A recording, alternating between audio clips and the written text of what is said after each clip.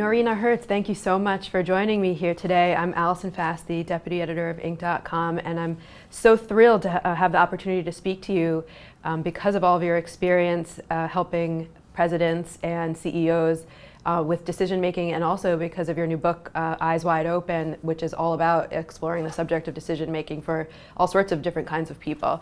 Thank you for joining us. Thank you for having me on. Yeah. So my first question is, I'd love if you could take me through the story of why you wrote this book, Eyes Wide Open. What was it that inspired you? You're really an economist. You're not initially an academic in the topic of decision making. So why did you write the book, and what preparation did you do in order to get the book together? Well, I'm somebody who for pretty much all my career has advised some of the top leaders in business and politics on making smart decisions, CEOs, presidents, prime ministers.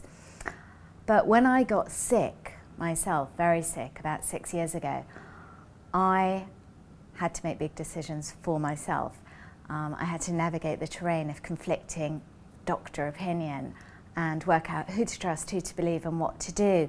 And as I was going through that process, and in between my MRIs and CT scans, I started thinking about how little we think about how it is we make decisions, how little we think about how it is we think.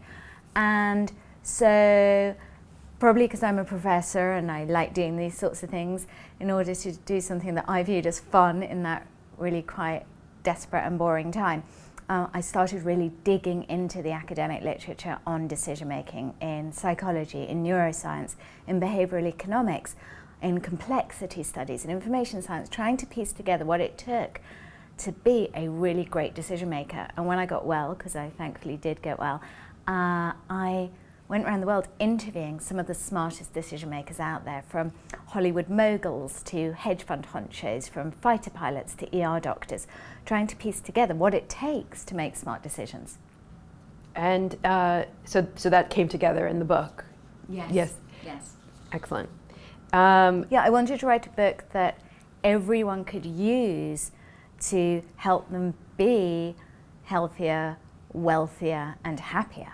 So did that change the process by which you help government leaders or entrepreneurs or CEOs make decisions? And what is that process that you take them through?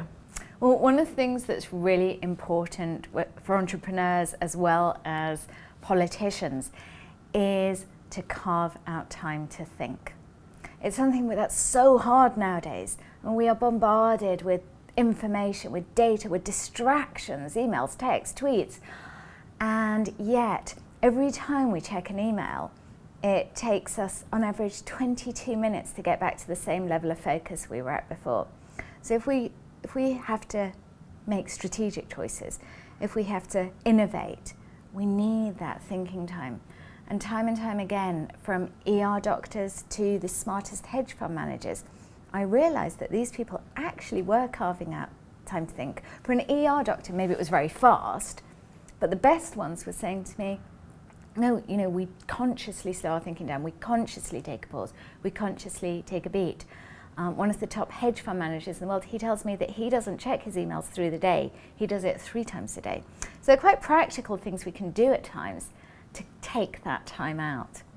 So you write a lot in the book about how technology is making the world so much faster, and we're deluged with data. Entrepreneurs have so much on their plate. They have so little time. They're making so many decisions so quickly. How can they get that thinking time? Well, the challenge is not to just be in responsive mode. I mean, if you want to build a business, you have to be looking ahead and not just putting out fires and managing the day-to-day. It's a lesson that some of the greatest business leaders have taught me. So it's hard to think, where am I going to find that 30 minutes to carve out that thinking time? But seriously, schedule it into your calendar. Tell your assistant that you have a meeting on Project X. Project X is your thinking time.